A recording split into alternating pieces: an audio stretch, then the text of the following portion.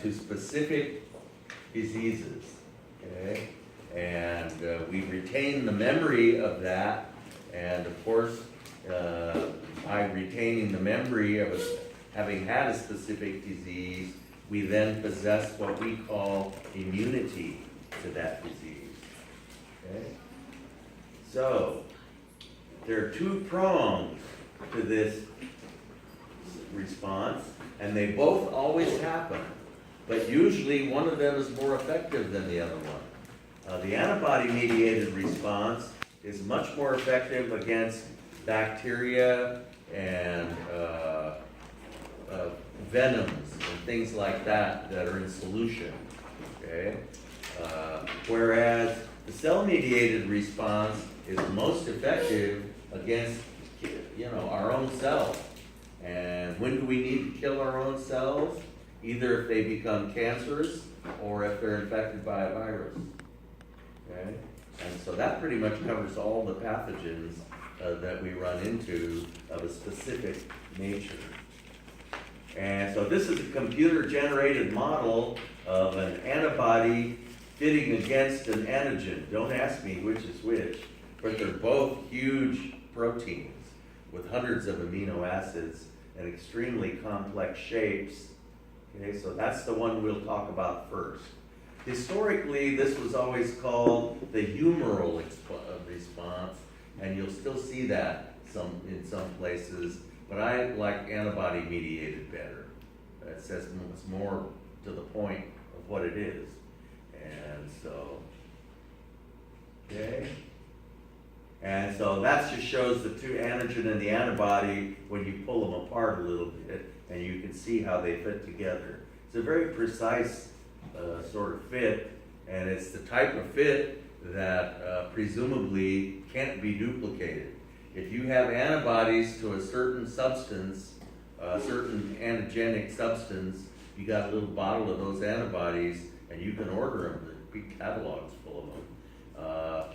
And you put it together with the antigen, you'll notice you'll be able to witness an agglutination reaction, and that kind of reaction holds up in court. It's just about as good as DNA. So you can use these antibodies, monoclonal antibodies they're called, which means they're all the same for a specific antigen. You can use them to identify, conclusively identify antigenic substances. So the cells that are the major players in the antibody-mediated response are B cells. And on the right-hand side, we see a B cell that hasn't been activated. Okay? And then clonal selection occurs, and this B cell bumps into an antigen that fits its antigen receptors. And the antigen receptors are so small we can't see them, but there are roughly 100,000 of them, and that activates this B cell, and they get all swollen up like that and hostile and become highly effective. Okay? So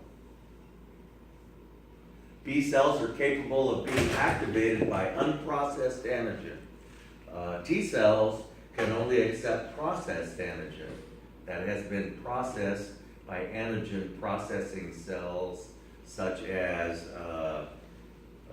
macrophages and dendritic cells, and even B cells are capable themselves of processing antigen. Okay? But they can be activated by unprocessed antigen. Okay? So when they bump into an antigen that fits their receptors, that definitely gets their attention, but they don't start cranking out antibodies right away. A lot still has to happen before they can start making antibodies. They must first be stimulated by a helper T cell, which itself has been activated by the same antigen. So imagine what the odds are of a B cell running into an antigen that fits its receptor. Then imagine what the odds are of that same B cell, of it bumping into a T cell which has wandered around and somehow bumped into the same antigen that the B cell bumped into, and then that same T cell that's bumped into that antigen has to then wander around and bump into the B cell. It's no wonder it takes 10 days, at least for us to mount an effective immune response. See, because all these cells, I mean, they don't just say, oh, I'm gonna go and find my antigen receptor now. They're all moving around quite rapidly actually in our body at body temperature, but they have to bump into, and they have to bump into each other the right way so that the antigen gets plugged in on the one cell that's being presented by an MHC protein that plugs exactly into the receptor on the T cell or B cell. And so they have to be facing the right direction, you know. And so that takes a while. And so remember that the antigen receptors on B cells are antibodies themselves. They are IgD antibodies. They're basically, and they're all the same on a particular B cell. They are a sample of the antibodies that B cell will make if it is turned on. Okay? Because after all, they're the antibodies that will fit the antigen, aren't they? Okay? So B cells can actually accept unprocessed antigen. The B cells then process the antigen and present it to a helper T cell using class II antigen presenting proteins.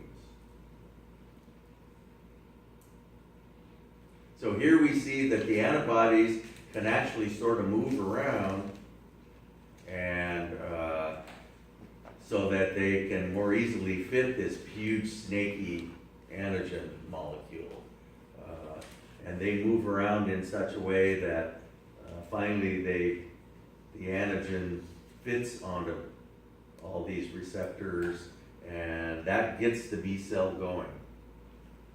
And the B cell then ingests the antigenic material and processes it and uses a class II antigen presenting protein to stick it out to present to a helper T cell.